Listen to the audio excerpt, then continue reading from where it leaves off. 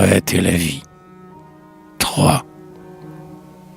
Ô symbole éternel des plus hautes douleurs, des hérités splendides aux navrantes pâleurs, ce monde au cœur de fer que la lyre importune jamais ne comprendra ton auguste infortune, te soupçonnant qu'un fou sous ses divins haillons, les courtisans laquais jappent sur ses talons.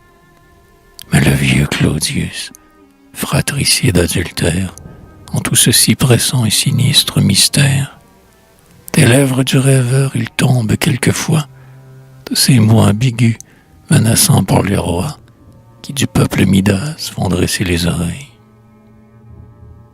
Depuis lors, eut le bruit de choses sans pareilles, d'un fantôme apparu, de forfaits dévoilés, de crimes triomphants et de droits violés, d'une aube expiatoire où cette ombre égorgée sortira du cercueil radieux et vengé, d'un Dieu lent à punir et prompt à pardonner, mais dont l'heure tardive à la fin va sonner, de mille autres propos et rêves fatidiques, tels qu'il en doit sortir des cerveaux lunatiques.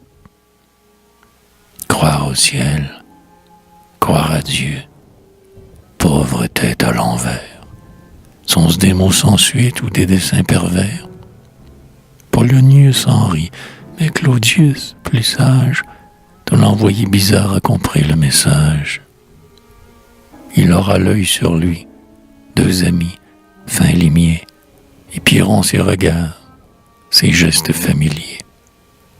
Tous les moyens sont purs quand le but est l'empire, qui parle ainsi de droit contre l'État conspire. D'intime conseiller, un collège appelé, a reconnu qu'Hamlet a le crâne fêlé, que ce visionnaire à verbe de prophète, pour la ville et la cour est un vrai trouble-fête. Qu'il se faut défier de ces êtres nerveux et pâles, et couvant l'éclair sous leurs cheveux, qu'il est temps que l'État, l'arbre aux rameaux utiles, s'amouvant de l'exil ses branches infertiles, etc. Platon, à son tour consulté, opine pour qu'il soit en tout honneur traité.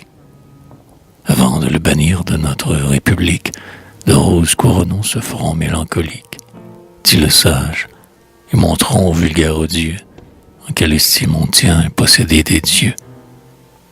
Accord touchant, bientôt on crie, à son de trompe, que la foule s'alarme à tort et qu'on la trompe, que tous ces bruits de spectres et d'apparitions, présages de malheur, sont folles visions, que les choses vont bien, que Claudius y veille, que le temps mange et boit et digère à merveille, que le seigneur Hamlet, l'orgueil de sa maison, d'amour pour Ophélie a perdu la raison, mais qu'un rhéteur divin, un mage vénérable, Platon, n'a point jugé le malade incurable, qu'il le faudrait distraire et faire voyager, lui montrer ces doux ciels où fleurit l'oranger, que l'air des monts, le bruit cadencé de la vague, ont un charme apaisant pour le front qui divague, que l'abandon, l'exil avec loisir goûté, le logos opérant lui rendront la santé.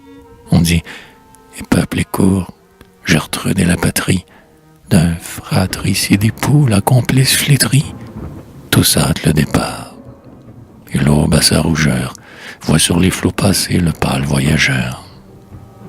Mais pour que tout concourt au succès qu'on espère, l'esculape royal, l'incestueux beau-père, a pris soin de pourvoir la flottante prison, outre l'espionnage, outre la trahison, d'un bourdonnant essaim de guérisseurs critiques.